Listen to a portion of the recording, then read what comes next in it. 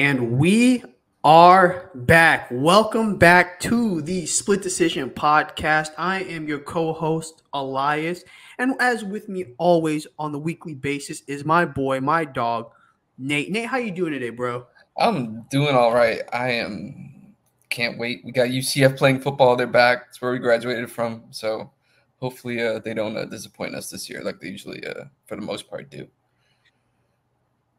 Yeah, I know. I'm hoping. I'm literally hoping for the best today. I mean, we're like 40-point favorites on the spread in this game. So like, if we lose, I mean, this our might be our season last is podcast. Yes, we might walk. Catch Yeah, me laying flat on I-4. Oh my goodness! But listen, I'm enough kidding. of that. We're here to talk actual boxing, and last weekend was kind of a quiet week for boxing. Honestly, I mean, Yeah. the biggest bout was an exhibition bout, which we will get into. But last week kicked off on Wednesday with Pro Box Wednesday night fights, and that was the Jason Rosario and Jared Hurd fight that ended in a split draw. Nate, tell me about this fight. This was a fight that we were talking about because these are two former world champions. Mm-hmm. It was kind of like a crossroads fight where they're not in title contention, but it's a fight that will draw eyes to people just because it's like their last road back to being a top contender or to a world title. So give me your thoughts on this fight and give me your thoughts on the scorecard.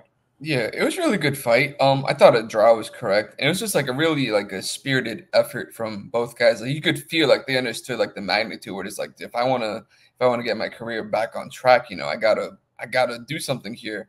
And so I think like boxing needs more fights like that, where it's like somewhere where it's like, like veterans where they're trying to like ease their way back and then like instead of taking a fight against someone in the same spot, they're kind of like holding out for that final like big payday, where rather than taking like a difficult fight to like kind of work their way back. So I feel like more fights like this could be good for boxing. And yeah, I mean, I'm not saying they're going to make noise at 160, but it was a good fight for what it was and heading into it. And I feel like more fights like that could be good for boxing. Yeah, I mean, I think what Pro Box does well is that they give you bang for your money. So like it's like $3 a month, right?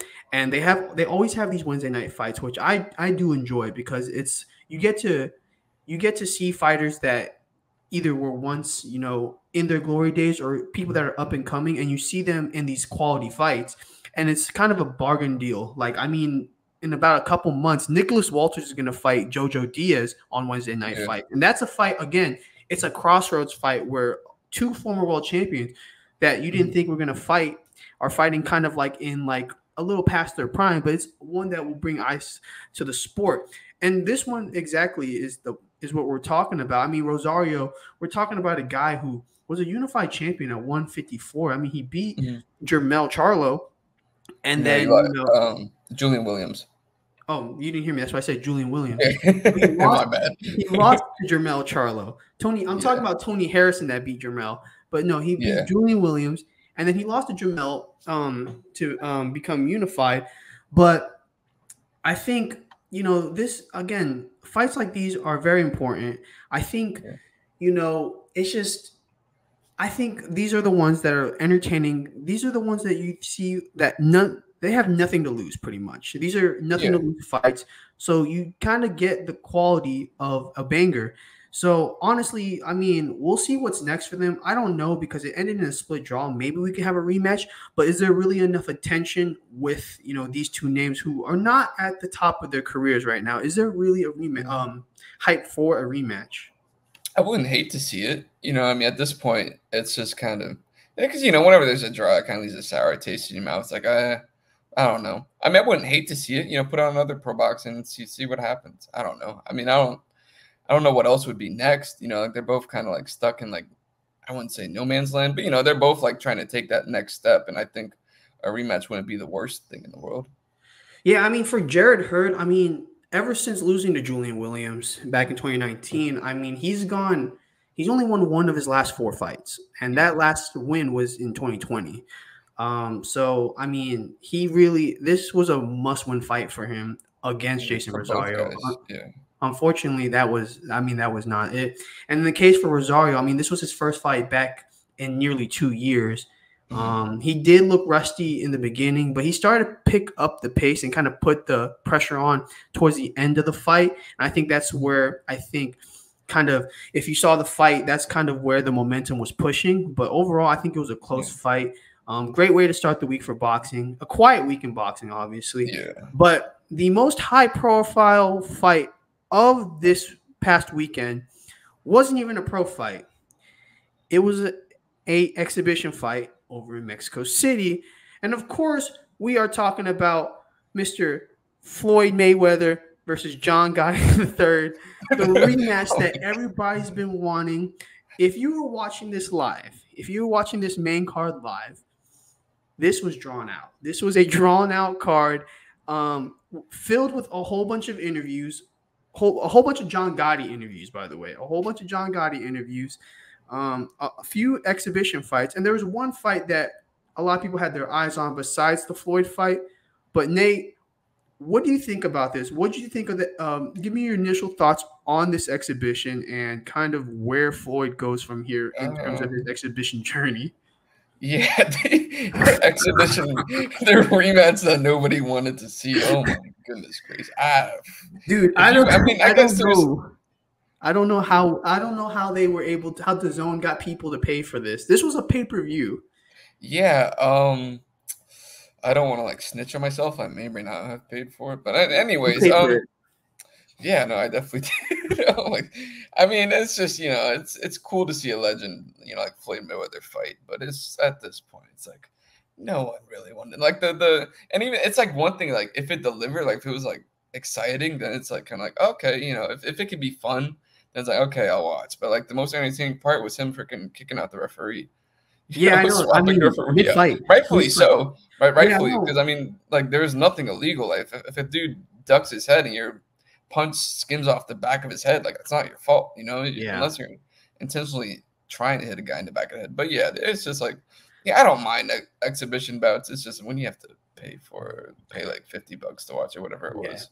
That's and kind of where I draw the line. And if you guys are disappointed that we're not really going in depth about this exhibition, it's because there's really nothing to go in depth about. Yeah. If you watched one Floyd Mayweather exhibition bout, all of them are pretty much textbook. They're all textbook the same. Pretty much Floyd's going to go forward. He's going to hit the jab a little bit. He's going to play around. And pretty much that's pretty much it. And then he'll throw a few punches to kind of give you a little bit of excitement through the middle rounds. But it's kind of just like a stagnant, slow thing that goes the entire fight. He makes sure he gets all the money. That's each round. He gets his money's worth. Yeah, he gets his money's worth. I'll tell you that. But there's really not much else to go off of it. So we're going to have to go past that because obviously, like, we just can't go in depth with this fight. But you know what we can go in depth about? A fight that didn't even last that long. And that was on the undercard, Mr. Kermel Moten getting the first round stoppage against Victor Vasquez. Oh my gosh. His first 4 pro fights, I'm telling you, it makes me think that this man could possibly be Floyd's greatest protege. Like just the way he's fighting. I listen, that's a hot take, but look how he's fighting. Look how slick he is. Just at what he just turned 18, or is he still 17? He's 18. 19? 18. 18. He just turned 18, and the maturity that he fights with, the maturity yet the flair that he fights with, it's something that you see only with the upper echelon of Floyd Mayweather proteges. And I was really impressed with him, obviously. Nate, what do you think about his performance? All freaking 45, 50 seconds of it. 55 seconds. Yeah, I mean, it was just devastating. He's and like you said, he's like mature beyond his years. You would never guess with the way that he fights that he's 18 years old. He's super slick. He knows how to pick his shots. And that's kind of stuff you only see out of like guys that have been in the pro ranks for a while, or like they've had an extended amateur career. And I mean, obviously he's going to be compared a lot to Tank just because like Tank was also a Floyd protege. But I mean, he looks the part, and obviously he's only 18. He's got a long way to go. But if he keeps on following, if Floyd continues to keep him under his wing and take the proper steps and keep on working his way up, I mean, he has a chance to make plenty of noise. Which is it'll probably be. He's 18. I mean, we'll see. It depends how fast they want to move him. but he definitely looks the part so far through 5 fights. Yeah, I definitely think so too. I think the one thing, if we can, I would say Floyd is not the best promoter, but one thing Yeah, Floyd excels at is when he sees a gem in the dust, he usually pushes him to the moon. I mean, yeah, we've seen him do it like several times. And if it's hmm not if he doesn't do it, then they end up going to another promotion and kind of making a name for themselves off that. But yeah, enough of the fights from this past weekend. We are talking about the fights that are happening this weekend. And starting Friday over in Atlanta, overtime boxing, man, it's starting to become a major player in boxing, in the boxing game. hmm And their biggest name is Elijah Pierce, who returns to the ring this Friday. And I'm kind of excited because, he could be one win away from getting a title shot against Naoya Inoue, but he has to get through Jose San Martin. He's a dangerous puncher. He's someone who likes to be marketable. I love his weigh-ins because every time he's in his weigh-ins, he likes to do these antics. So I'm kind of looking forward to tonight, seeing the weigh-ins, seeing what he does. But Nate, what do you think about this fight for Elijah Pierce? What do you think is next for him? He was borderline dropped in his last fight. I was kind of worried for him for a second yeah. because I thought he was actually gonna get knocked out because when he got rocked, that man had rubbery legs. I'm telling you. Yeah, no, it was definitely a very worrisome moment. But I think it's a good next step. San Martin has some experience. He's fought some high level guys. I know he's lost 3 of his last 5. One was against Mauricio Lara, but it's a good next step for Elijah Pierce. I think he's ranked. I know he's ranked 3rd by one of the sanctioning bodies. So he's like WBA, I creeping up. believe. He's creeping his way up towards, maybe he does get a shot at Inoue. Who knows? But obviously that's a tall task for anybody.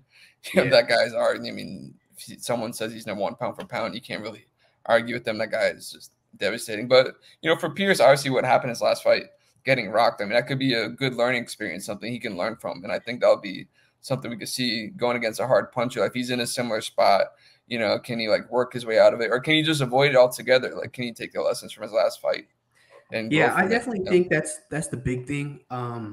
I think he needs to take the lessons from the last fight, but I also think what you saw is he saw a lot of heart. He Mhm. was in trouble. He was borderline about to lose that fight after he got dropped. I mean, he was stunned. Usually when people get rocked that hard, they never recover fully. Mhm. And he was able to recover and get the finish.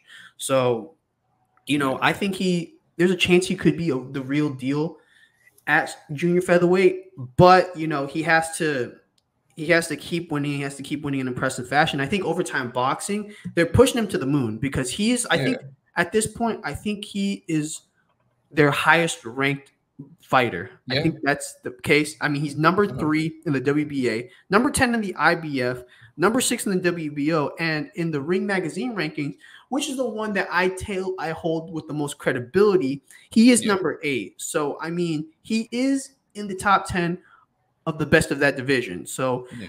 I think we should look out for him. He's somebody that, I think could make his name and make his Mhm. way into a title shot. And another guy that could make his way into a title shot fights this Saturday, and that's Mr. Diego Pacheco. He is fighting Maciej Sulecki. This one right here, I think this is going to be his toughest test. Mhm. Nate, tell me what you think of Diego Pacheco. Do you think Maciej Sulecki is going to give him some problems? I mean, he has been fighting for a while. He's been a contender for a while too. He's fought Boo Boo. I forgot who. He's fought Daniel Jacobs too, I Yeah. believe. So I Mhm. mean, this could be a tough veteran test for him.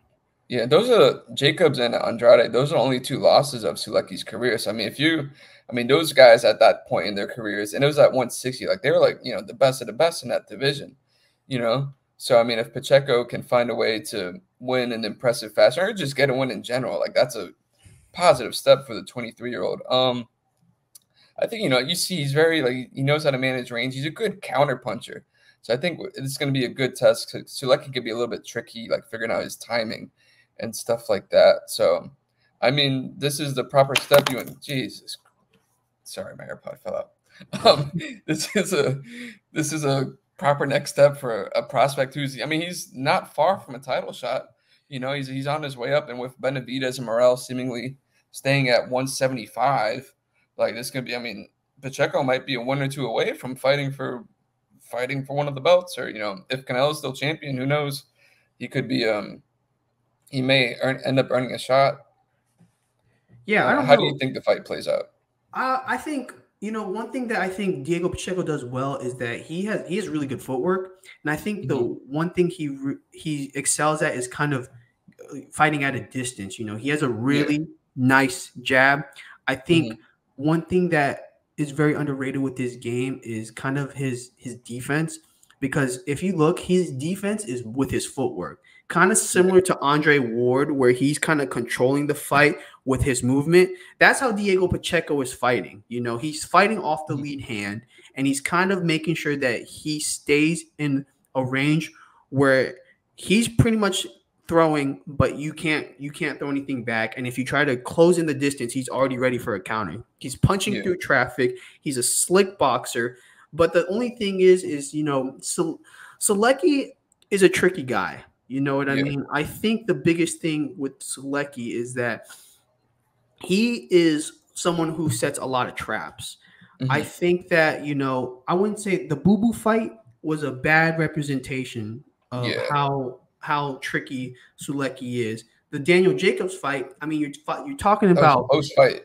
Yeah, it was a close fight. That's what I'm saying. And you're talking about a fight where, you know, he's fight. You know, Daniel Jacobs, again, a slick boxer too. So I could see something very similar happening with Diego Pacheco if he's not careful in this one. I mean, we're talking about a guy who is, you know, this is the guy, he's fighting a guy with the most experience. This is probably his toughest test to date. Kind of like a gatekeeper fight to see if he's the real deal. I think that, you know, I think Diego Pacheco gets it done, but it's not going to be an easy fight. Yeah, and he's 6'4". He's huge for the weight class. You know, so I like to see him use his height, use his reach. That's something I can kind of negate those traps. So he can just fight at range, get his jab going. Then like he gets a little desperate, and then that's when he can, you know, counter him on the way in. You know, get his and make him pay. I mean, it's gonna be a good next step. We're gonna see how good he can really be in this fight. Yeah, and I've always said Diego Pacheco's style, I call it pretty boxing because it looks so sharp. It looks so, you know, there's no rough edges to it. It's very proper and stuff like that. So I see him using his sharpness, his technique to kind of, you know, get the win by decision in this one. But, you know, I think again, a tough test, and if he can get through it, I mean, he is in line. He could be in line for a title shot, honestly, because I mean, undefeated, one of Matchroom's most promising American fighters. You know what I mean? You know, Matchroom's, you know, trying to get into the American scene, and Diego Pacheco is one of those guys I think could really put them on the map in the U.S. We'll have to see on Saturday, but Nate, listen, I need you to talk about this fight that's coming up. It happens right after Labor Day, next Tuesday. Nate, you got to tell him about the monster. Oh my God! I mean, it's greatness every time you see him step in the ring. You know, you have to learn to appreciate it because you don't know. You know, a guy of this caliber. I mean, it almost feels like every time he steps in the ring, it's like a foregone conclusion. Just like, is he going to find a way to one up his last performance? You know, and he's I mean, he does everything. You know, he'll go after you. He can outbox you. I mean, he does like everything. Like he's damn near the perfect fighter. Like he's that good. You know, so I mean, obviously, you know, anything can happen. You know, TJ Dehaney, he looks like he's in great shape. He's ready. I'm not sure if it's gonna matter. I mean, I mean, Naoya, rarely do nicknames accurately like describe somebody. In this case, like the monster might be an understatement for Inoue. He's that good. Yeah, I know. And that's the thing about him is that, like, you know, we've talked about this before. You know, every time I watch Naoya Inoue, it's like I'm in awe because he finds a way to outdo himself with the high standards that he has. Yeah. You know, you see throughout the fights, he's just progressively starting to punish his opponents more and more. And you know the finish is inevitably coming, but even when it happens, you're still shocked by how he set it up. And that's the thing about Inoue is just he's not just a power puncher. You could tell he's a smart fighter. He sets all Mhm. these traps. He's processing information from round one, and he can Yeah. fight any style. You know, he can if he needs to fight a little slicker, he can. If he needs to put pressure, which he usually does, he can do that Yeah. as well. He counter punches better than anybody. I Yeah. mean, and if you're trying to fight through traffic, Naoya Inoue has some of the best short shots Good in the luck. game, maybe of Yeah. all time. You know, some of the shots that he hit Jason Maloney and Nonito Yeah. Donaire, those things, the amount of power that he can generate in that Mhm. short amount of distance is crazy. And I think we have to think about this. You know, TJ Doheny, you know, all respect to him because he, in these training camps, from what I've seen, he's in the best shape of his life. But Mhm. he's 37 years old, and yeah, he's coming off 2 stoppage wins, but he lost 3 fights in a row before that. And you know, is he in the best shape, or maybe is he in the best form to even put a dent in Naoya Inoue's armor? That's the real question I have. We did see though in his last fight, he did get dropped for the first time in his Yeah. career, but that might have been a flash knockdown because you know Naoya Inoue, especially towards these last few fights, he's been getting a little more showboaty. So I Yeah. think that might have been a flash knockdown. What do you think? Yeah, no, and also there's a lot that went into that Luis Neri fight. First of all, like Luis Neri can legitimately crack. You know, this isn't some like feather fisted dude that dropped him. And there was a lot that went into it. You know, just to like there was a lot of animosity toward Luis Neri. So I think Inoue fought more emotionally, just given the circumstances and how Neri's viewed in Japan. Oh Like my that really like fed into what he was banned in Japan, and like Inoue, yeah, no, they had he to was lift it banned for in him to fight Japan. Inoue. Yeah, like that. So If you want to if you want to know who public enemy number one is in Japan, ask Luis Neri. He already knows. yeah, But he's gonna point dude, at himself. But that fight with Naoya Inoue, even though the opponent is not the sexiest, you at this point you watch Naoya Inoue for Naoya Inoue. It's almost like the Mike yeah. Tyson effect. You don't watch anymore to see who the top contender is. You watch for the finish. You watch for the entertainment. Another guy that I think is very entertaining, and that's on the undercard of this Naoya Inoue event, is Yoshiki Takei, and he is defending his WBO bantamweight title for the first time since winning it against Jason Maloney. Nate, tell me what you think about him, and tell me what you think about this undercard. There's a few big fights. Ishmael Barroso is actually fighting on this card Yeah, too. I totally forgot about Barossa. That guy looks like he's ancient. Dude, I But yeah, know. But he's dude, he's in ancient, but he fun can fights. He can crack, bro. legitimately crack. Ancient, but he He's can got really crack. power. He should have like he got robbed against Rolly. You know, Dude, I that was know. a Oh my god. horrific stoppage. Like the worst stoppage. Like Dude, oh, I mean, yeah, like it's crazy. I know. The like when you think obviously, you know, and no, Tony Weeks is usually, you know, a good solid referee. World renowned ref. Yeah, But just no. a bad night. A bad Yeah, night. no, it I'll just say it happens. like that. You It know, was a everybody bad has night. bad nights. But like So I'm excited for that fight. I'm more excited about this Yoshiki Takei fight. He's fighting Daigo Higa. This is his first defense of that WBO title. If you don't know about Yoshiki Takei, he is a former K1 kickboxing champion who transitioned into boxing, finished all his opponents before beating Maloney, beat him by decision in an entertaining fight where he had to face some adversity. I think, you know, he's going to be a guy to look out for at bantamweight. I mean, this is a division that's wide open ever since Naoya left. I mean, Takuma, his brother, is in that division too. Junto Nakatani in that division too. I think there's one more champion. I can't name it off the top of my head, but this is a division that is wide open, very exciting, and I think he is leading the charge. yeah, and it's also like, you know, I think it's good to face. You have to face adversity at some point. It's something where as long as you can learn from it and grow from it, like he's going to be. I mean, he only has 9 fights. You know, he's 9-0 with 8 knockouts. So I mean, he's still very much learning. Obviously, his kickboxing background it helps, but yeah, as long as he can keep on improving, who knows what can happen at a bantamweight. Yeah, and I think too another fight that to look out for, Jin Sasaki is in action, another Japanese prospect that I would look out for, he's going to be a good one. But that is enough talking about upcoming fights. We have to go into the news. We are journalists here at the end of the day. Yeah. For those who don't know, we actually are journalists. Yeah. So some of us get posted on ESPN. yeah. Yeah. Congratulations. Okay. Enough you want a pat myself on the president? back. You want a president? I wouldn't mind. That's fine. I won't got you, take brother. All right. But So, first, Nate, started off, man. What fight was announced recently? So we got. There's been a couple. Where you want to start with Shakur Stevenson, Keyshawn Davis? What's your preference? Let's start with the man who usually does it. How about the lower third? I accidentally clicked. Jesus. Yeah. Let's start with this one then, huh? I'm an idiot. Yeah, mine as well. The lower third is up.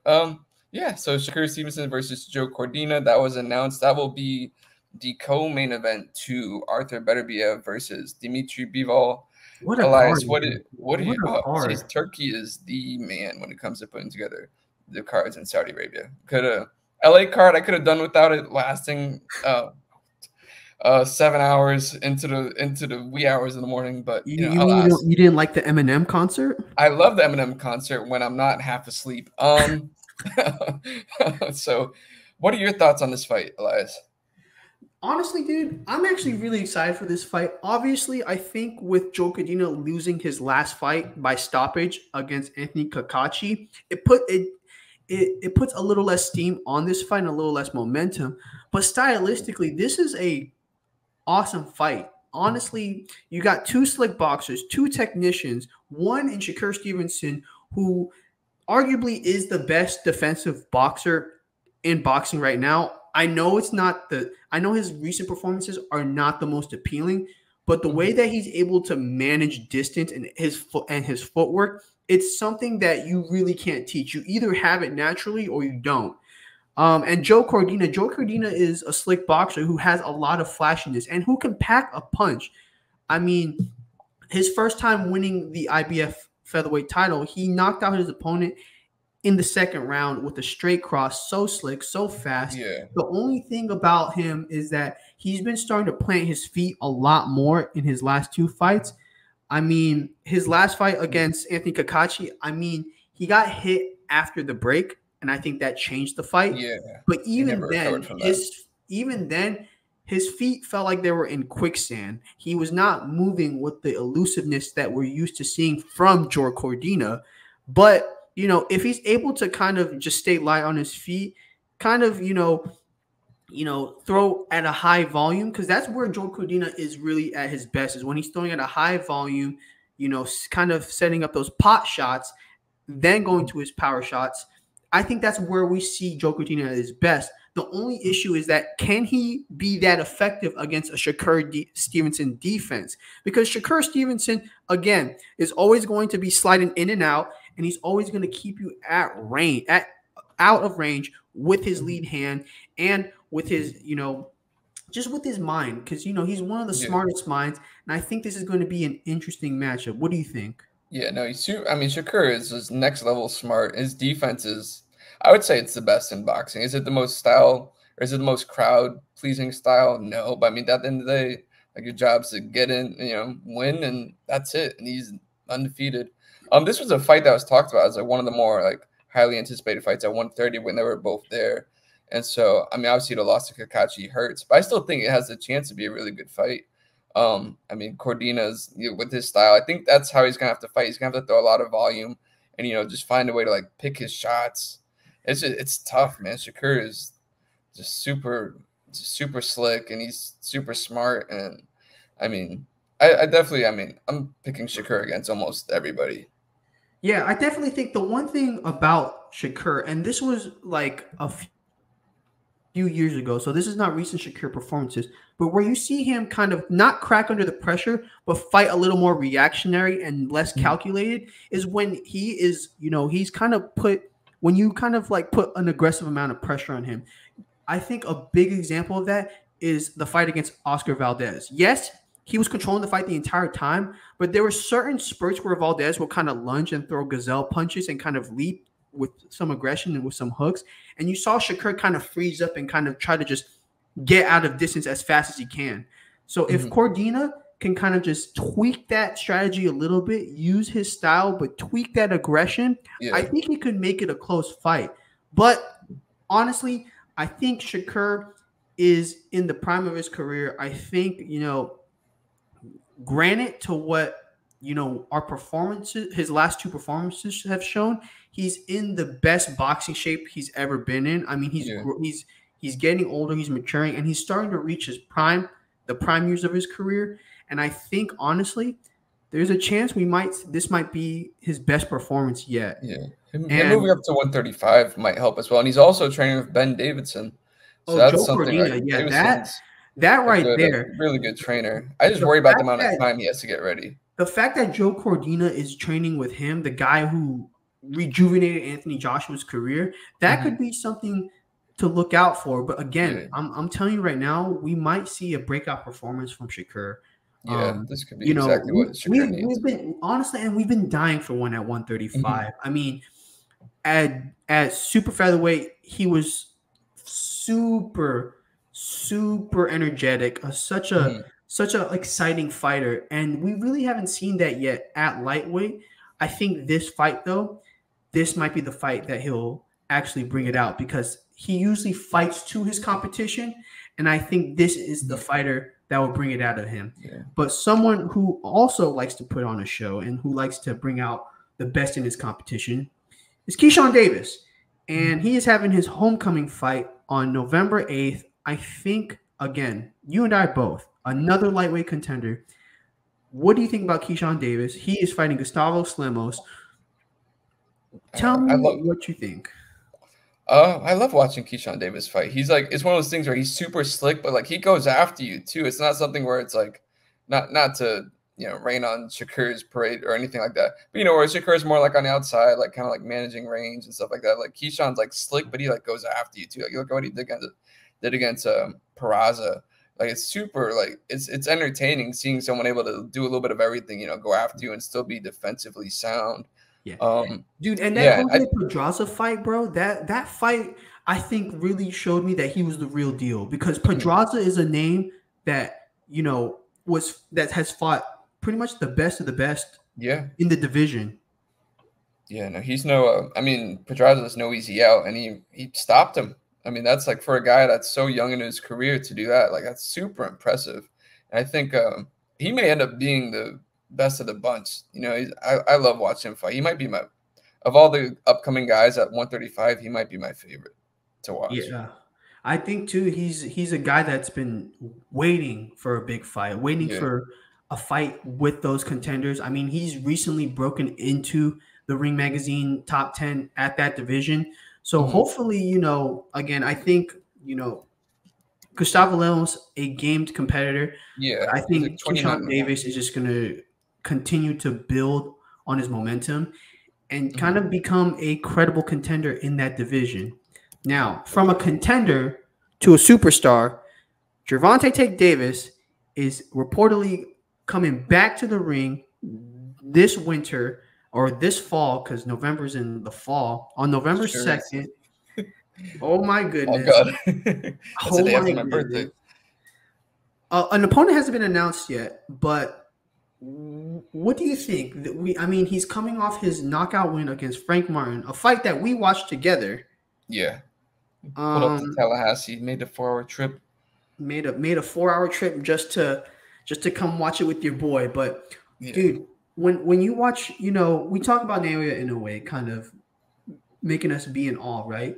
Gervonta is like that too, in a sense where he's it's not like his performance puts us in awe, but that one finish, because he has the one punch to stop the fight. In a way, he definitely has the one punch, but you could see that he's building up to the finish. He's just constantly punishing guys. Whereas Gervonta has that one shot and it changes the entire landscape of the fight. I don't know, like, again, I think now he's the best lightweight in that division, like 100% now. Like with Haney, with Teofimo, all at 140 now. Gervonta is definitely the best at the division. I don't know who can beat him in this division. I think he's so smart. I mean, he's so dangerous. And the one thing that impressed me the most is that everybody fears his power. He's a guy where I think no one wants to. Everybody fights extra cautious when it comes to fighting him.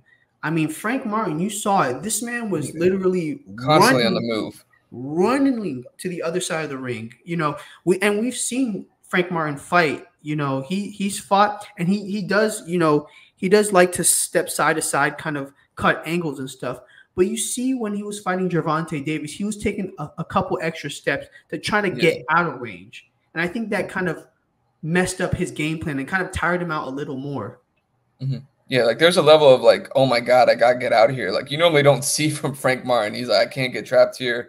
Like he was just, I mean, that's the kind of power that Tank has, and it's like it makes for like good like theater. You're always like kind of on the edge of your seat, like, oh my God, is this gonna be it? Like, is this when he's gonna land the punch? And like for me, the most impressive thing about him is like he never gets flustered. It never feels like he's out of rhythm or anything like that. He knows his game plan. He knows how to get to the point where he lands that big shot, and he takes each step. He never gets rattled. Like he's always under control, and that's easily the most impressive thing for me about Tank's game. I'm just interested to see who he's going to fight on November 2nd. There's not many names that come to mind with Lomachenko. Yeah, I would take a sabbatical, going on a break. He'd be out until 2025. Shakur's already booked, so it's like who is he going to fight? I mean, if we look at the Ring Magazine rankings, I'm not sure who is available. I mean, is it going to be Cameron Cepeda or somebody? But I wouldn't even think that the Zone and PBC would, or Al Heyman Golden would do a deal like that, just because I don't know how much money it would actually draw for a crossover promotion like that. Leonard Ellerby and Oscar De La Hoya will have to work together. I don't know. I mean, there's been more promoters like working together if the money's right, but that's like usually been like when Did I say Al Heyman? Involved. You did say Al Heyman. I meant Leonard Ellerby. Yeah, no, you're good. But yeah, that's usually when Turkey's like, oh, he's the one that he throws so much money that the opponent's like, I don't like this guy, but given the check we're gonna receive, cool, like this is fine. Dude, I don't know. A Riyadh season card with Tank headlining, that would be insanity. I don't think that's ever gonna happen, but no, but if it did, that is millions of dollars. Yeah, going to Saudi. I'm telling you that right now.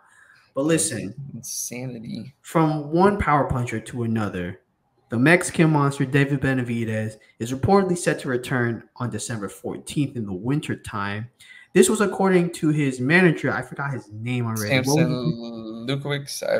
Samson Lukowicz. Exactly. If I pronounced that wrong. An opponent hasn't been reported yet, but who would you think so far would it be? Do you think it would be a contender, or do you think it's a busy fight? I hope it's contender. I mean, there's the name that comes to mind for me, since it seems like he's staying at 175, is David Marrero. Obviously, we'll touch on that a little later with this something. But yeah, I feel like that's the one fight that makes sense, because like if you look at the Artur Beterbiev versus Dimitri Bivol, I believe there's a rematch clause, so they're going to fight at least twice. Yeah, as long as they both get to October 12th. The fight's been scheduled before, but Beterbiev suffered a knee injury, and I mean, at this point, I guess, unless they want to wait, it's like, hey, wait until we have a belt, and then we'll do the Morale fight. But, I mean, there's no other few opponents at 175 that really makes sense. I just wish he could just stay at 168 and fight Canelo. I wish that was an option, but yeah, we can't. Alas, here we are. Unless we go off the rails and rant, we have a whole show to do still. Yeah, we do. So oh my gosh, I couldn't imagine. I mean, we all know that this man right here, David Benavidez, first off, this picture is insane. I don't even know how you have that many WBC belts after one fight. But I'll tell you right now, a lot of WBC belts. I don't know how you have. They all say world champion on them. I don't understand how you have that many. But when you talk about David Benavidez, this is a guy who supposedly has been the mandatory for at least 2 years, maybe even 3 years. Ever since Canelo was crowned undisputed after beating Caleb Plant, David Benavidez was always the next guy up. And for some reason, we're not going to say why, But for some reason, he has not been able to make that fight happen.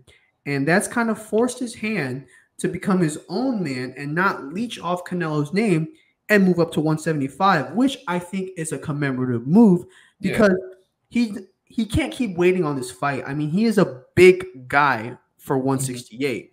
So fighting at 175, I think was a smart decision. One, because he's gonna cut less weight, but two, there's a lot of quality matchups to make here. I mean, I think honestly, besides the Canelo fight at 168, there wasn't really anybody that I was excited about him fighting at super middleweight.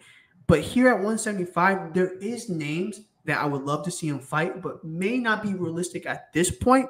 But there are a few names that are kind of exciting to me. I mean, Benavidez versus Bivol, Benavidez versus Beterbiev, Benavidez versus Buatsi. We're talking about a lot of interesting matchups against guys who are real contenders at 175. So again, no opponent has been announced yet, but obviously you and I are going to be watching and we're going to be covering it. But we got to get to more fight news, bro.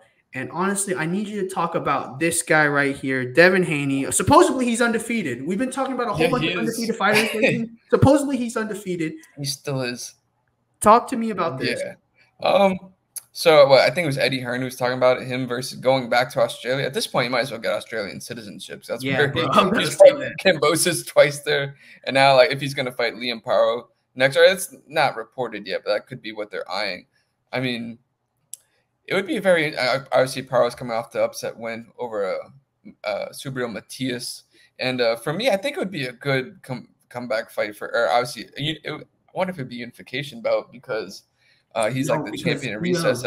He's like the champion in recess for the WBC, so he would be the franchise. Though. I think he would come back as a franchise. I don't know. But yeah, but given that it's a complicated situation there. Yeah, I mean, sanctioning bodies are. But it wouldn't make sense because you just put Alberto Puello as the world champion. So like to take that off of him doesn't make any sense. I don't know. Very few things make sense in boxing. It's the wild west. Yeah, but for him to Paro would be, I think it would be one of those things because he took a beating again in the Ryan Garcia fight where he got dropped 3 times. I believe he got rocked a couple other times against an Osterined-up Ryan Garcia, who also barely cut weight, missed weight by 3 pounds. But yeah, I think it's something where it's a good test, and I wouldn't want him to come back against a power puncher in his first fight back after what he took. So I think it's something where I wouldn't discount Paro's chances because it depends on which version of Devin Haney we get back, So, but yeah, I wouldn't hate to see that fight. I think it could be a solid fight. Yeah, I definitely think this is a good. I definitely think this is a good fight for him to come back to. I mean, again, you said it. Liam Paro, not of the biggest power puncher, someone who can put the pressure or can throw a lot of volume. Yeah, he's not someone that's known for having some really some heavy hands. But his fight against Subriel Matias was a fight that I was very impressed with. Super impressive. This was a guy who was supposed to be the boogeyman at junior welterweight, in Subriel Matias. And Liam Paro came into enemy territory, coming into Puerto Rico, and just boxing his face off for 12 rounds. Literally, he had to fight the referee too. He had to fight. But even with the referee kind of controversy and stuff like that, Liam Paro's boxing was beautiful. I mean, he couldn't do anything better. I mean, he used exactly what he needed to. He exposed Subriel Matias' weaknesses, which was he's a slow starter and he has really bad footwork.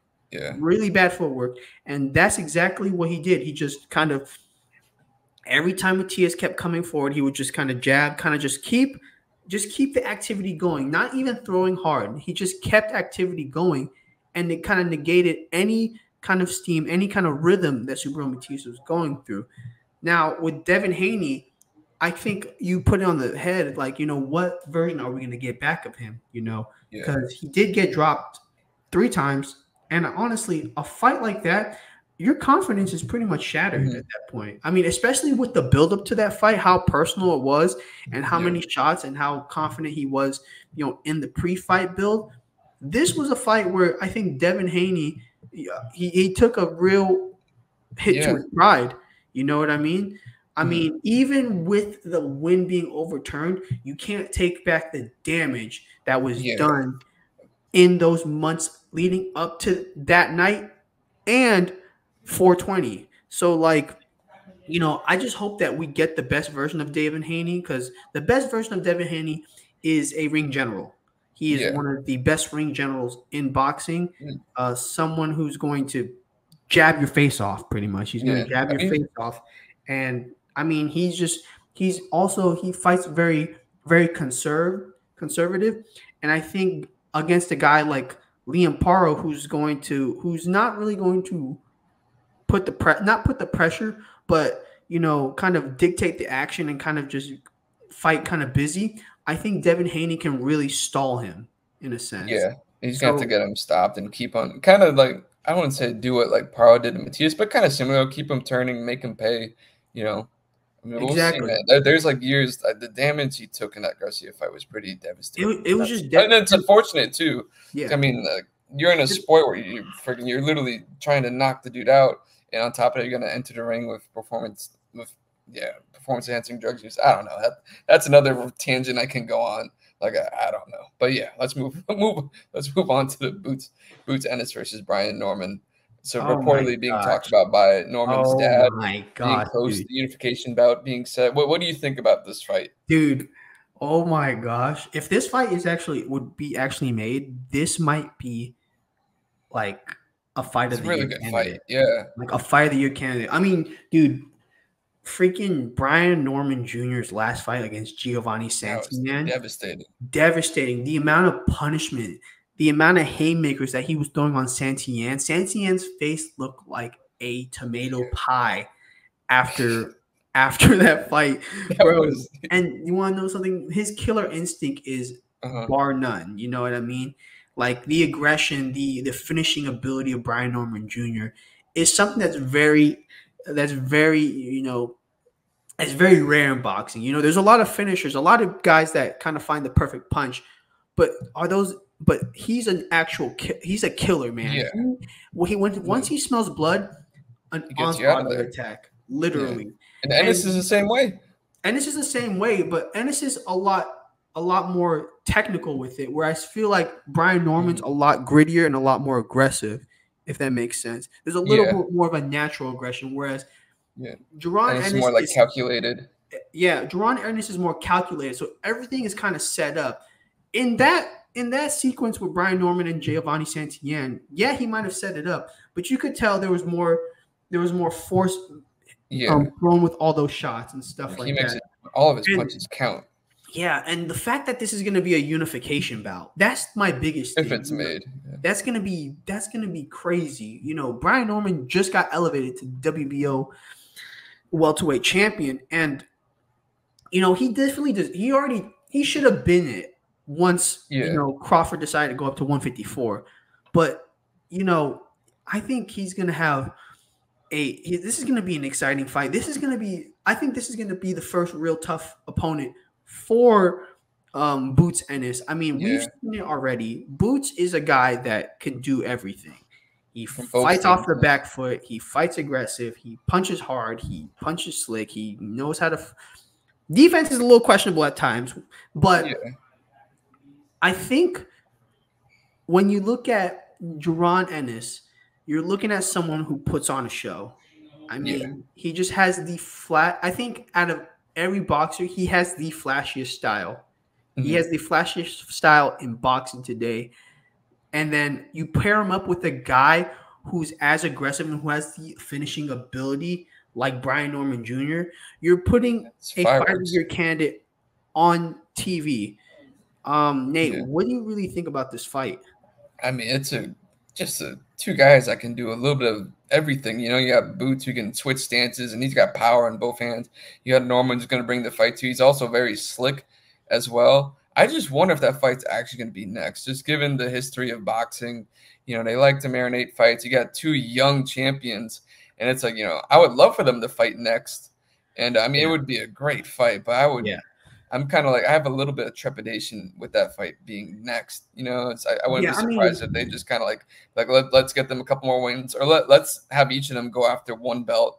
One can fight Amari Barros, the other guy, whatever. and Like, Montestanonis. yeah, the other guy can fight Stanionis, and then we'll do the fight. I wouldn't be surprised if that's how they try to set it up. Do another, fight for all the belts at 147 between two undefeated welterweights. I definitely think that like if that were the case, those would be the two fighters. I think those two are the two best fighters at welterweight at this Yeah, time.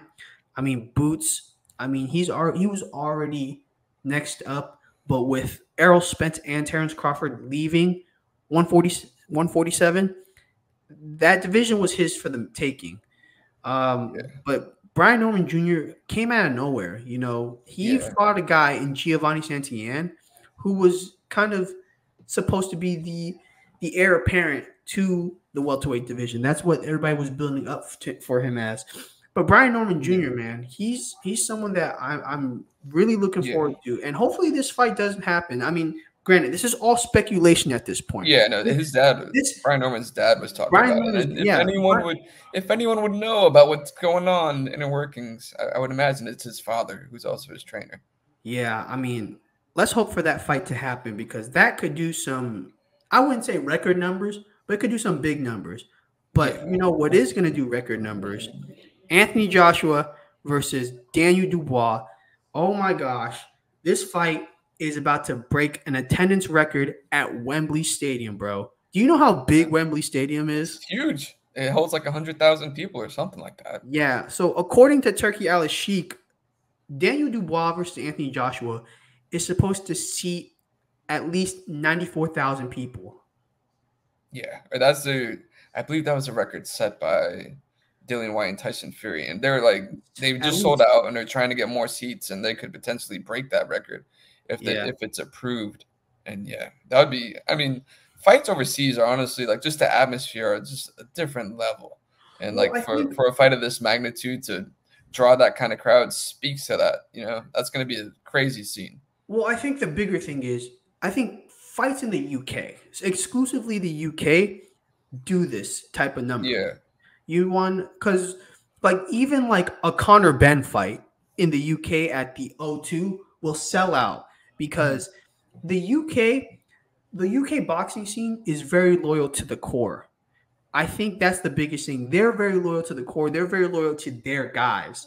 yeah, Um, a big example is how important the British title is to mhm, UK boxing. I mean, that title, regional titles there mean something to them. It kind of shows yeah, that you're the best fighter coming out of the nation and you're ready to showcase that to the world. And this fight, I mean, arguably, I mean, I won't say the top UK fighters because Tyson Fury's there, yeah. but two of the top British fighters in the In the heavyweight division world. today. I mean, and they have a bit of history together.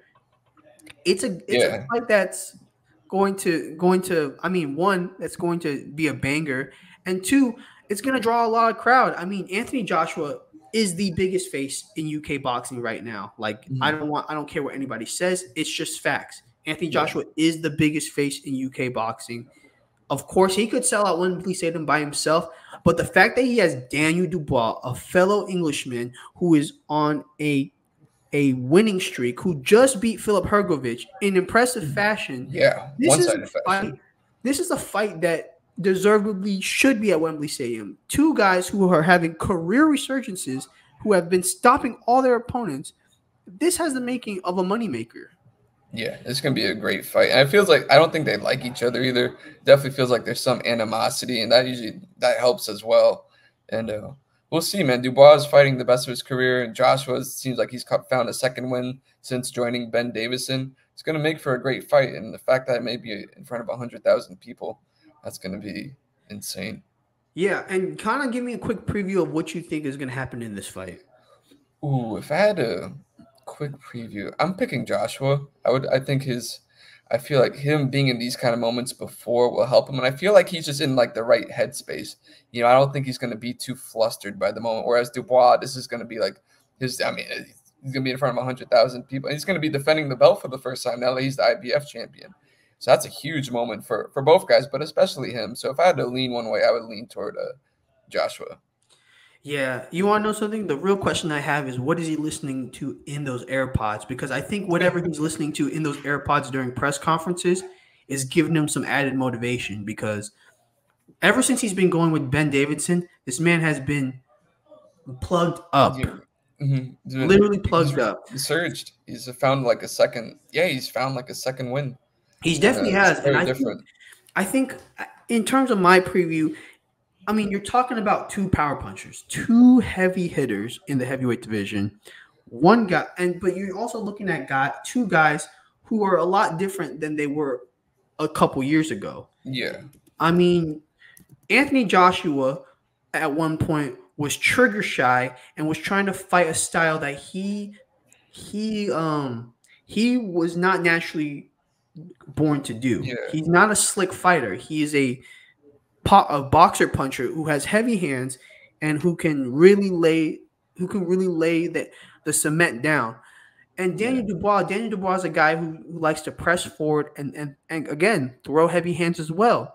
But in the last few fights, you've seen Anthony Joshua kind of put that, kind of calculated style with a lot of aggression, a lot of good counter punching. I think that's one of the biggest counter things. punching's been devastating. But one of the biggest improvements from Anthony Joshua is how fast he counterpunches and kind of the speed that he's throwing at, because I haven't seen him throw this fast in a while. Yeah, his hand speed's been much improved. Exactly. And with Daniel Dubois, the biggest question mark I've always had on his game is that he can't really go the distance. He can't really, after round 6, he kind of gasses out. But for some reason, in these past two fights, this man has like EPO type gas tank. This man right here, his cardio is on a whole nother level. Who would have thought that he would have been outworking? Would you have thought back in June that he would have been outworking Filip Hrgovic? I picked Hrgovic to win, and he beat the break. He took some huge shots early on. He just walked right through them, which is. Yeah, I don't think he could take those same kind of shots from Anthony Joshua, but I get that, and that's totally fine. But the fact that he was able to make that adjustment to his conditioning, which is one of the hardest things to train in any athletic sport, the fact that he's able to do that was kind of not just crazy to me, but it was borderline impressive.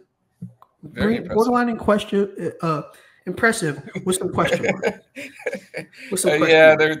There was something in like the build up to this fight involving Vada and him not being enrolled in it, which is you raise an eyebrow. It could be something, it could be nothing. I don't know. I'm gonna be excited for the fight either way, dude. I know. And that card. I mean, that's an all UK card, and it's still stacked. You know what I mean? That is a stacked card. No wonder it sold out Wembley. I mean, granted, you could say it's a one-fight card, but in terms of like domestic value, that thing is loaded. Turkey is doing them. Turkey is hooking them up. I know, but all right, man. It's time to get to some shorts, man. It's time to get some YouTube shorts. All right, so this week we're talking about top 3 opponents for certain fighters, and So we have 3 boxers to talk about, and basically what we're going to do is Nate and I are going to talk about our top 3 opponents for this guy realistically. So it can't just be dream matchups that we want to happen. Yeah. It has to be something that's realistic in the boxing realm. So we're going to start our top 3 opponents with a guy who's fighting this weekend, and that's Mr. Naoya Inoue. Nate, do you want to go first? I can go first. He's fighting on Tuesday. Do you want to go third first, or do you want to go like one? Do you want to go 1, 2, 3 or 3, 2, 1? We can go 3, 2, 1. Okay, let's do that. Yeah. I'll go MJ Akhmadaliev. For number 3, obviously he's the top. He's the other top guy at 122. They almost fought in a unification bout before he was upset by was it Marlon Tapales. Marlon Tapales. He's had one win since then. I'm still interested in the fight, just given that he's kind of cleared out the division, and if he's going to stay at 122, this is the obvious next fight for him. As long as he gets past Doheny. Yeah, I mean, that's crazy that you put MJ Akhmadaliev because I actually put MJ Akhmadaliev as well. And like the same points as you said. I mean, Naoya Inoue has cleared out 122. That division, after 2 fights with Inoue, seems like it's dead for him. But MJ Akhmadaliev is a test that Naoya Inoue hasn't seen yet, and that's what makes me interested. I mean, you've seen him fight a slick guy in Cool Boy Stephen Fulton. You've seen him fight, kind of aggressive guys in Luis Nery. But have you ever seen him fight someone with a Uzbekistani Soviet style like MJ Akhmadaliev? This guy is able to kind of – his movement is, bar none, really good.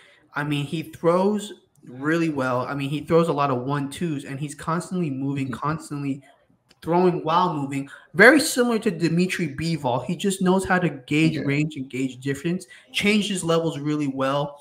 I think that it would be a different test for Naoya Inoue, and that's really the only fight that would be interesting for me if he stays. Yeah, at that division. I mean, Sam Goodman's there, but Sam Goodman turned down the fight, so he's not on this list. He is not. That's what you call self-preservation.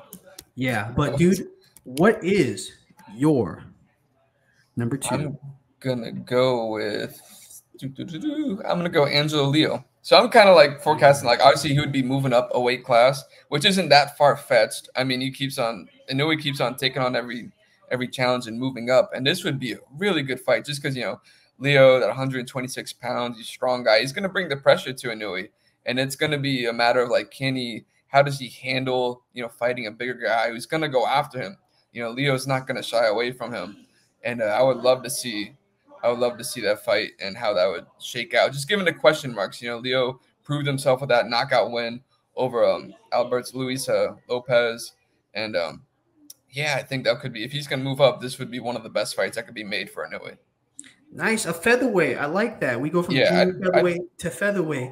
And that's interesting you did that because I went featherweight as well. But I didn't go Angelo Leo. I actually went with another champion in that division, the WBA one, Mr. Nick Ball. Nick Ball, okay. I think it would be an interesting fight just because Nick Ball is like a pit bull in the ring. So he's overly aggressive, likes to try to muscle his way into the inside game, which is something that, might be a terrible idea against Naoya Inoue just because of how good of a you might walk into something. How good of a counter puncher he is, and not only that, how much power he can generate off such a short amount of distance. So, borderline a terrible matchup for Nick Ball, but it'll be interesting to see how Inoue deals with such a relentless pressure because he's going to have to be fighting off the back foot and maybe on the ropes a lot of the time in this matchup, and it'll be a different kind of side of Inoue that we'll see. Maybe,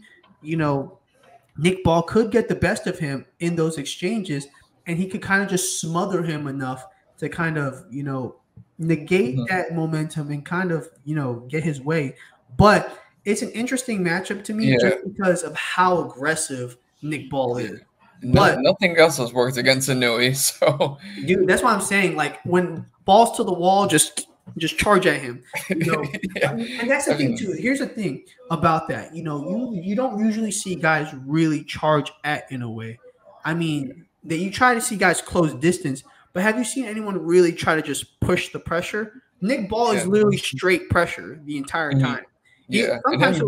Sometimes he'll throw you down. Ask Ray Vargas. You know what I mean? Ask Ray Vargas. He'll just give you a nice little takedown slam.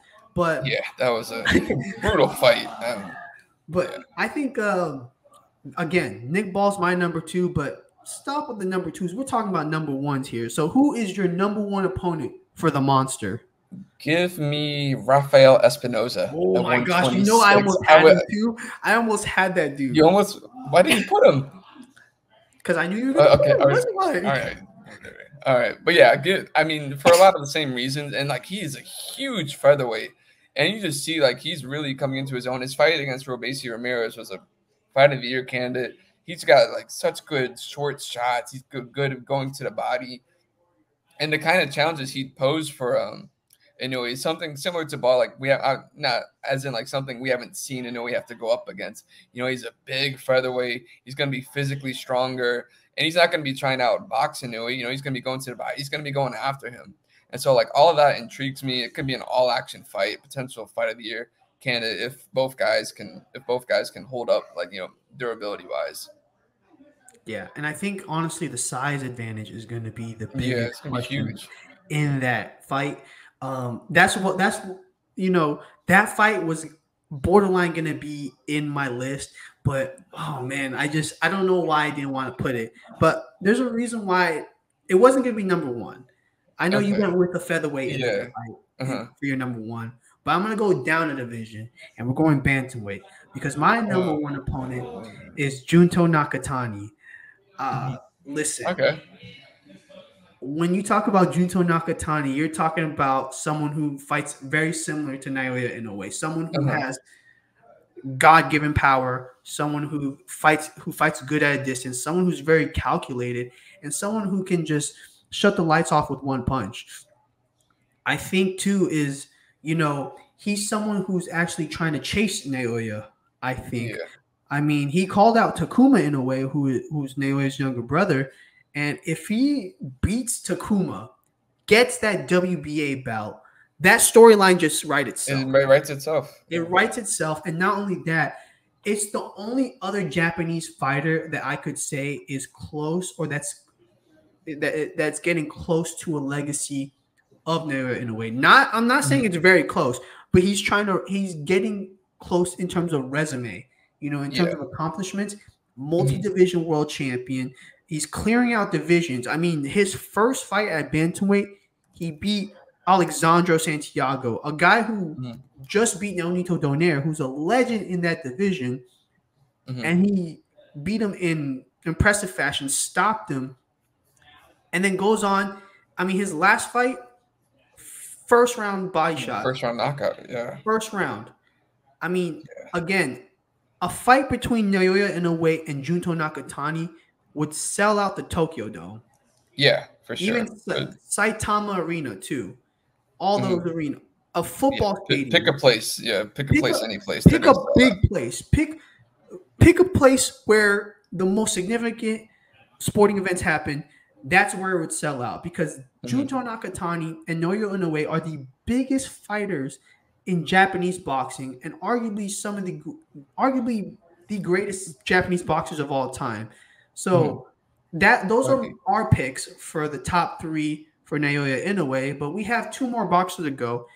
And what better way to go from one power puncher to another power puncher? We're talking about Gervonta Davis. So, Nate, you went first on this one. So I think I'll take the reins. Yeah, go ahead. You got it, homie. Thank you, man. But listen, number 3 for Gervonta Davis, I have Vasily Lomachenko. Now, I know he's taking a hiatus, a kind of a sabbatical, kind of spend time with family and stuff. But realistically, this fight could happen. Not on November 2nd, but it could happen in 2025. I mean, they were in negotiations until Lomachenko pulled out, I think just because he was unmotivated. Yeah. But realistically, this fight could happen in 2025. I think that Gervonta Davis versus Vasily Lomachenko is an interesting matchup because you're talking about a guy who's more calculated and ring IQ smarter than anybody else that Gervonta has fought, more mature than anybody Gervonta has fought, more experience than anybody Tank has fought. Yeah. It will be just really the real question mark in that fight is Father Time going to be catching up with Lomachenko by the time that fight is made? And is his slow start going to cost him the fight?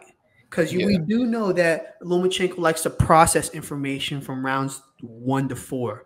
And then he starts kind of gradually putting on that information and those answers. But again, a traditional speed versus power matchup. I think that this fight is interesting. But Nate, who do you have for Yeah. number 3? Yeah, and just to touch on the Lomachenko fight, I really wish that was happening next because he's kind of in Tank's kind of in no man's land, and it's just such a great stylistic matchup. Yeah, and it'd be a unification fight. Yeah, it would be. Number 3 actually went with Liam Paro. Just given the state given how everything's going down at 140.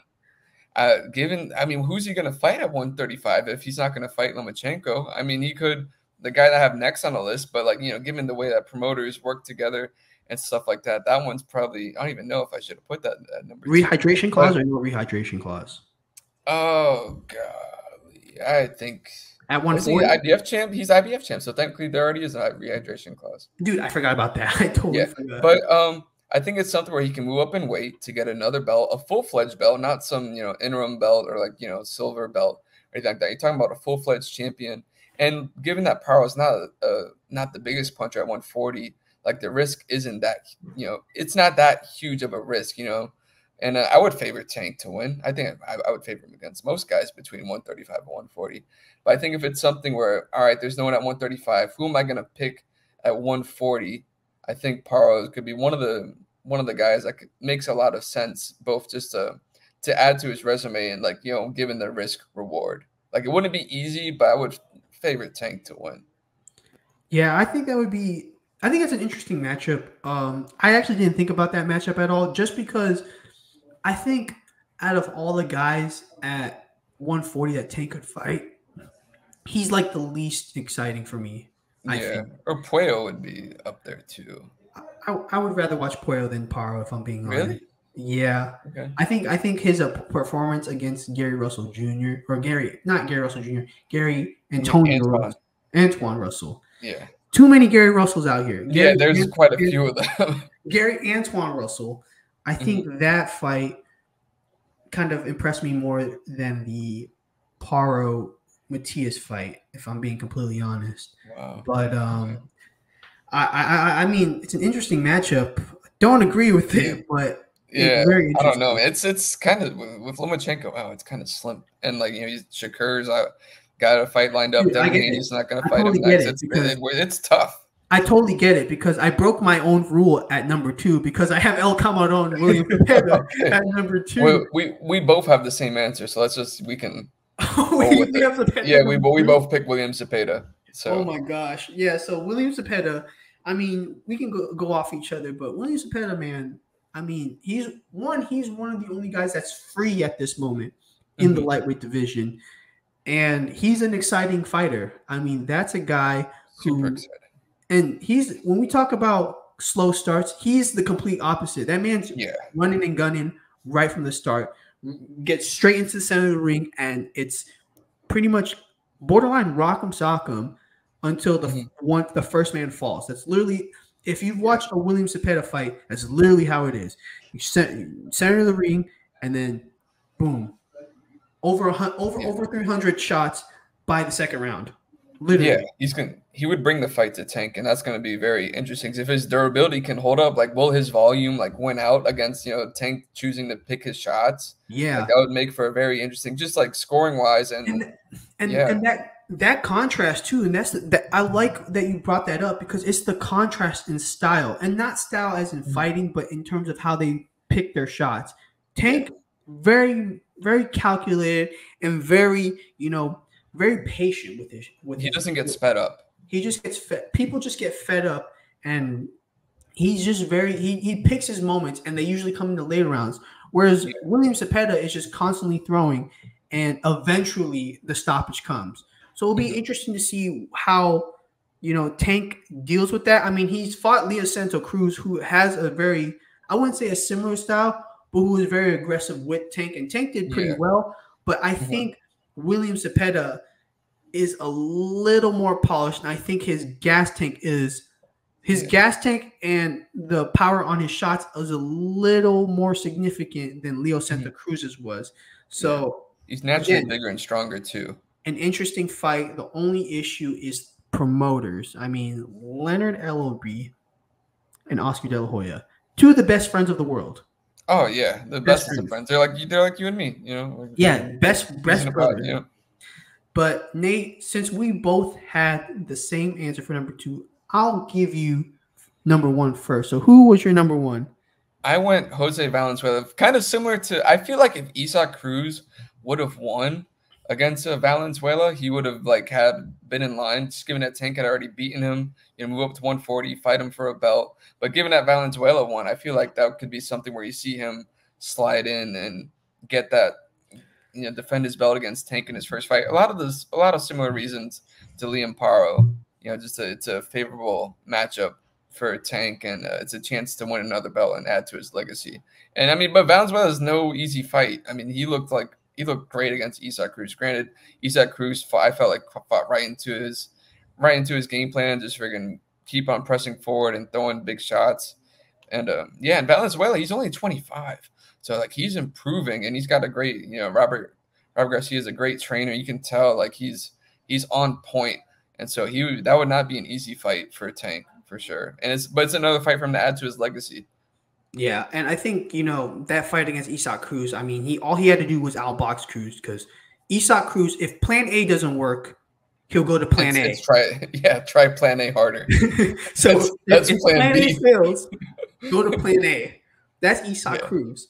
But before I go into my number one, I just want to get into some breaking news real quick. Robson Conceição and O'Shaquie Foster's rematch is reportedly now set for November 2nd. I think that's going to be that was a well-deserved rematch. Judges have functioning eyes. A well-deserved rematch. I mean, if you actually watched the fight with one eye, even you would have seen O'Shaquie Foster single-handedly cleaned out that fight. But it didn't go that way. But back to our regularly scheduled program. Jose Valenzuela, again, I think I like that pick. It was an interesting pick, but I could see why. And borderline, he also has some pretty – he hits hard. I mean, did you see what he did to Chris Colbert? That was pretty devastating. Knocked him out. And he knocked him down in the first fight. He arguably won both fights. He should have won the first fight. Yeah, he arguably won both fights, if I'm being honest. And I continue to break my own rules, Nate, because number one. What's the point of having them? Rules are meant to be broken. But number one, Shakur Stevenson, okay. the worst number one, because theoretically this is the fight to make at lightweight. I mean, I think they're the two biggest names at this point in the division. They're arguably the two best fighters at the weight class. They are the two best fighters in the weight class. I mean. Lomachenko's the only guy that could have a. You can make a case for Lomachenko, but I would base that off more of resume at this point than the physical skill. But Shakur Stevenson versus Tank Davis is something that could sell pay-per-views. That would be out of all three of the fights, besides maybe Lomachenko's fight, that's the one that could generally generate real numbers. Like the Lomachenko. The Lomachenko fight, I think, would be a pay-per-view fight based off the merit of his resume and Tank's drawing power. But this fight would be a pay-per-view draw not only on their resume, but the personal beef that they have with each other. I mean, the build-up to that fight would bring it closer. Legendary. It would be legendary and would put him over 500,000 pay-per-view buys. That's how big this fight could be. I don't know if it could reach Ryan Garcia, Devin Haney numbers, but I think it would be better. I don't know if it'll do better. I think Tank's a bigger name than Garcia and Haney. I don't think Shakur is a bigger name than. That is fair. But Tank can carry the weight. But I do think like this fight. I mean, again, a contrast in styles. You have a hard hitting power puncher against a slick moving boxer. Defense would be the most frustrating thing to watch in this fight. I mean, you're going to see Shakur backing up the entire fight with Tank Davis pushing the pressure and not throwing until round 3 or 4. It would probably be the most boring first 6 minutes in a fight, but it has to be made because these are the two best boxers at lightweight. These are, again, animosity is real. It has to be number one for me. It was hard to pick because the division is so up in arms right now, but that had to be number one for me. I think we can conclude the Gervonta's portion, and we go from one power puncher to another. So we're going back to back to back, the trifecta, because now we're talking about David Benavidez, who actually fights in December, like we said. So Nate, I will let you go first again. Who is your number 3 for David Benavidez? Okay. So I know this guy's coming off a loss, but I think he's like given his resume at 168, and he fought valiantly against Benavidez. But I went Callum Smith for Benavidez. I think it could be a really good fight. You look at the size advantage he'd have, and it'd be just for Benavidez it would be a tough matchup as long as he's depending on how he's recovered from the Benavidez fight. He was a world champion at 168 pounds. I mean, he was fought for about 175, and just he won the World Boxing Super Series. Yeah, no, he's really good, and so that's why him coming off losses isn't that bad. I mean, he lost to one of the top 2 heavyweights in the world. So I mean, I think that could make for a 100% finishing rate. Yeah, that's nothing to scoff at. So I would go. That's why I went Callum Smith number 3. Yeah, and I like that one a lot because Callum Smith is very durable. I mean, don't take that Arthur Beterbiev stoppage at face value. Don't hold it against him. Yeah, don't hold it against him because if you look at it, when Canelo Alvarez was running through super middleweight, Callum Smith was the only guy he didn't finish. In that run where he became super undisputed, he went 12 rounds. Granted, it wasn't a close fight, but he was the only one that went 12 rounds. Everybody else got stopped within those rounds. So I like that. It was a very obscure pick. I don't think I didn't think about it. Maybe just because he was coming off that loss, and I didn't know if he was still going to continue to fight after that Beterbiev loss. But I do enjoy that. I did like that pick. For me, I have David Morrell. David versus David. I think you get the two of the best guys that came up from 168 to 175. You put them in a ring together, and I think it's going to be magic. I mean, David Benavidez, we call him the Mexican monster for a reason. Heavy hands, heavy and fast hands. Someone who has a fan-friendly style and doesn't mind, taking two to get 4 shots. Yeah. And then you got David Morrell, bro. David Morrell, someone who epitomizes Cuban boxing. Just so slick, but he epitomizes this new fan-friendly style of it, where he could he's very technical, but he's constantly looking for the finish, or he's constantly loading up on shots. I mean, we've seen it with Erislandy Lara as of late. Erislandy is now a power puncher, and you see a lot of that in David Morrell. David Morrell, obviously, he has the beautiful footwork. He has the defensive IQ, but then he also has that offensive instinct to really strike when the iron is hot. And it would be really interesting because at this point in their career, their confidence, both of them, are at an all-time high. I mean, they're both undefeated, but at the same time, they were both at that peak where they deserved the Canelo Alvarez fight. So I could just imagine how battle tested that fight would go. So I have David Morrell at 3, and I think I'll take the reins at number 2 because this one is going to be an obscure pick. Joshua Buatsi. Joshua Buatsi. And I think I have Joshua Buatsi because if David Benavidez wants to make a name for himself in another country, maybe the UK, Joshua Buatsi is that guy. Undefeated, one of boxers' top fighters in that promotion. He would give him a tough test. I mean, Buatsi had a tough yet exciting fight against Dan Aziz. Granted, Dan Aziz is not the caliber of fighter that David Benavidez is, but it would be an interesting test for both of them. Buatsi's a lot faster, and Buatsi can get on the inside a lot quicker than Benavidez can throw. That being said, I don't think Buatsi has ever felt the pressure that anybody else like Dave Benavidez can bring him. I mean, once he starts unleashing them body shots that he's well known for, Yeah. it really screams the beginning of the end for any fighter. Mm-hmm. So Joshua Buatsi is number 2. I think personally, I think that's just a personal matchup that I think I would be excited for. That would be a very interesting fight. I mean, he's undefeated as well, if I believe I'm correct. Yeah. And yeah, just two guys that could be vying for the next shot, 175 once Bivol and Beterbiev sort things out. And staying in the UK, I'm gonna go with Anthony Yarde at number 2. Gosh. Yeah, I don't. Oh my gosh.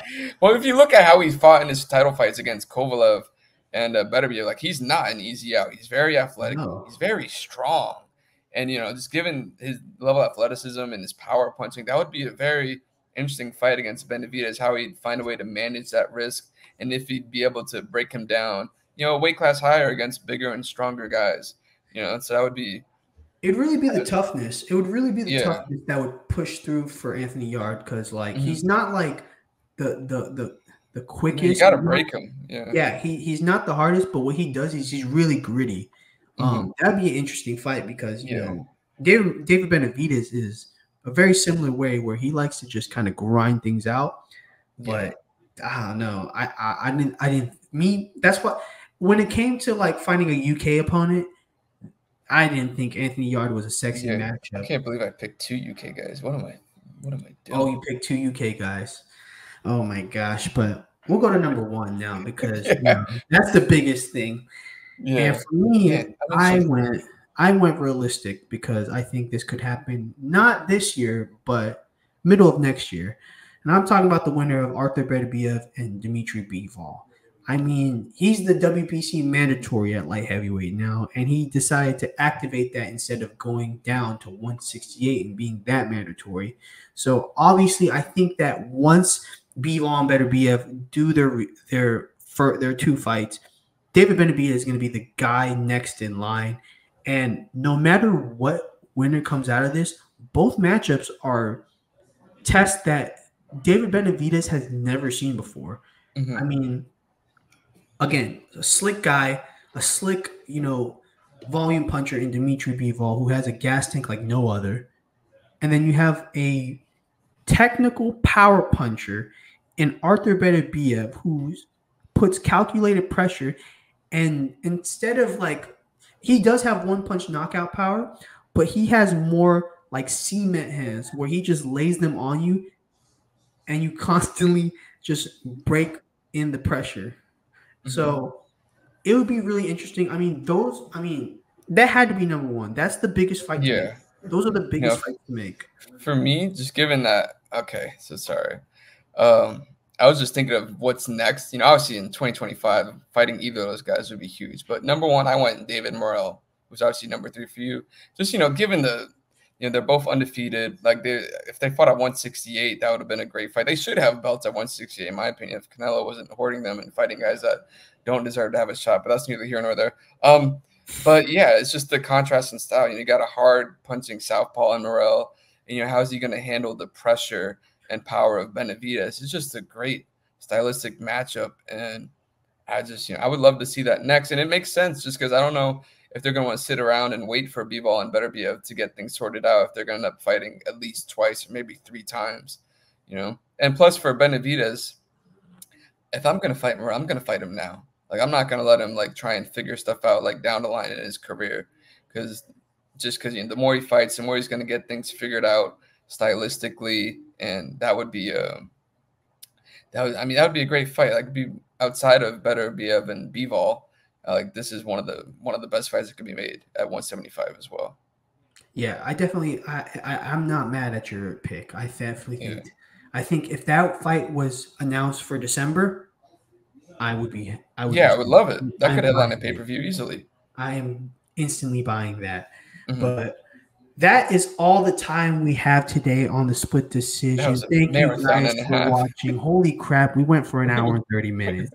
But thank you guys for watching. Nate, any final thoughts? Anything you want to say before we sign off? Nah, just I am ready for a nap. That is all I have to say. I'm ready for food and a nap, and my roommates are banging on my door for whatever reason. I'm gonna have to go and fight them. Maybe that'll be the next podcast episode. Oh man, but yeah, honestly, I think that even though it's a quiet week in boxing, next week is going to be something crazy. I'll tell you that. And got recaps. You got the Inoue, Doheny. Canelo's fighting. Yeah, the 14th of September. You didn't hear me. That's why I said we're going to talk about that though. Yeah. But that is all the time we have. Thank you guys for watching. Be sure to like, share, and subscribe. Follow us at The Split Decision. Follow my boy Nate. His socials right there at Nate_Marrero. Thank you guys for watching. I'm Alyas Blanco. That's my dog Nate, and we are out.